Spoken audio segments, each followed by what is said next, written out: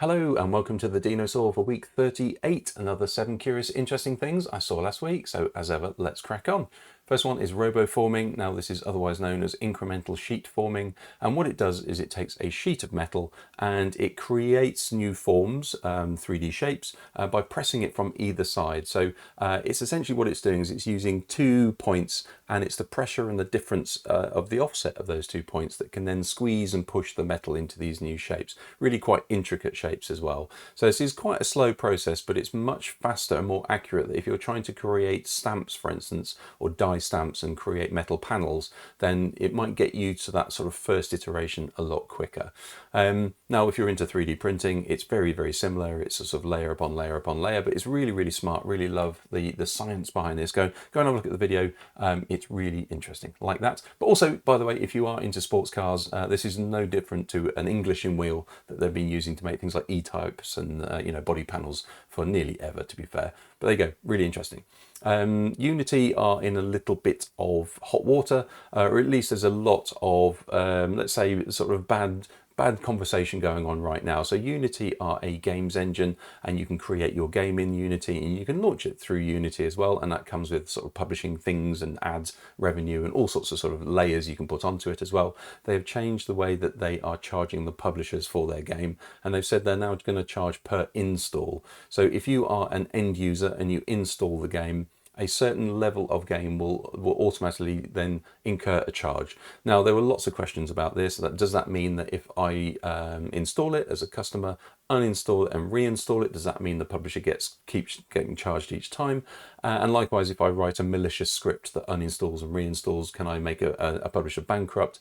But it also basically meant that if you are a publisher and you had a game out that was a while ago and it's just barely making money right now, and all of a sudden people, and maybe you're relying on ad revenue, then all of a sudden you're going to start incurring these charges. So there's been a lot of to and fro, and lots of publishers are saying that they're going to move to something like Unreal, and it's kind of Unity have come out and said, look, it's not as bad as it should be. It's 10% of companies will actually even apply to this. However, it's not going well so far, so we'll see where that goes. It's quite interesting how big games platforms are now trying to look for more, let's say, incremental revenue, and sometimes they're getting it right and sometimes they're not.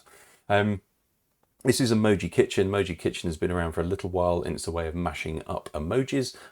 That's a very sort of 5 years ago sort of phrase. However, it's now available directly through Google search. If you search in your Google browser for Emoji Kitchen, then you get this page. And what it allows you to do is choose 2 emojis, and it will then generate something from those as well. Now, I think these are pre-canned, obviously. But if, for instance, your emoji that you were going to use doesn't quite say what you wanted to say, so if you wanted a cupcake and a poo, and you wanted a cupcake with a poo on it, then that's probably the perfect emoji. Maybe you wanted a heart, but you wanted a I love 8-bit, then you can create the heart with the 8-bit monster and get an 8-bit heart, for instance. So if you didn't know that existed, then well, now you do. If you want to get this, then just Google Emoji Kitchen, and you can then copy and paste the result as a PNG into your chat. So it's not actually an emoji, it's just a picture of the result, but it's kind of cool, and it's directly available in Google search. This is really good research for many, many reasons, but it's kind of UK and US as well. And what they've done is they've used a machine learning algorithm, some training essentially, to figure out what the smell of a molecule might be. Now, it sounds like, well, how does it even that make any sense? How does it know what the smell is? What it really does is it compares it to known smells. So there might be molecules out there that have the same smell as something else. So there might be a molecule that we haven't actually tried yet or haven't actually generated yet that might smell of apple, or it might smell sweet, or it might smell fruity or alcoholic or something like that.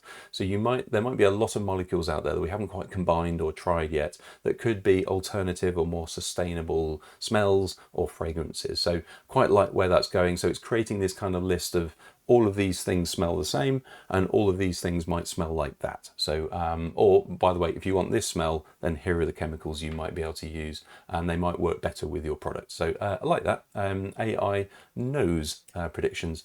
FOBO is probably the word you need to know this year, or it's certainly very on trend.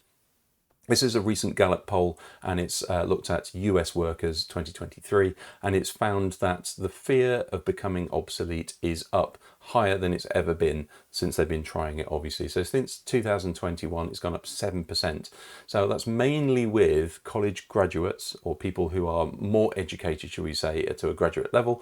We've also got, I mean, gender, there's no difference in that, but the younger and also probably the less affluent households are worrying about it more. So this should probably concern things like universities, because obviously if it's younger and also the sort of the higher educated jobs are also looking like they're not going to have any future, then that's probably going to be less training to be done. And also employers need to think about this as well. So FOBO is a thing, and it's, as I say, very on trend, unfortunately, for 2023.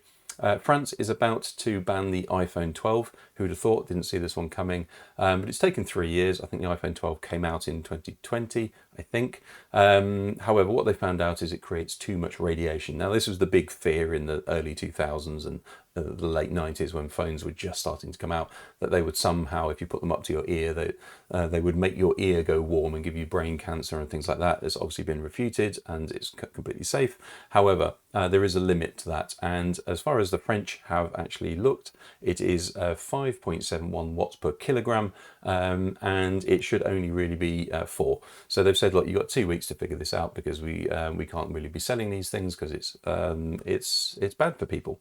Apple refute this and dispute it, and they've got other evidence. However, France are holding pretty steady on this, and they've said you've got 2 weeks, and it's probably going to be sold with a software update, so that will probably placate them. But there you go, didn't see that story coming.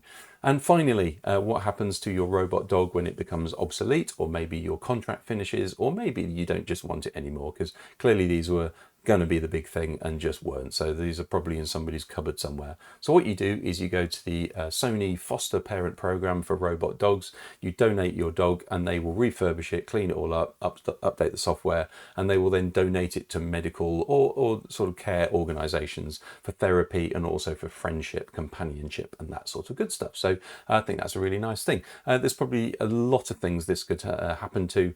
Obviously, when you donate your phone to Apple, it probably just gets recycled and nothing else happens to it, but some of them do go to, say, educational programs. So I like what they're doing here. Robot dogs going to care. There you go. Nice. If that was interesting, then give it a like, maybe even subscribe. That really does help, and share it with somebody awesome. And I will speak to you next week.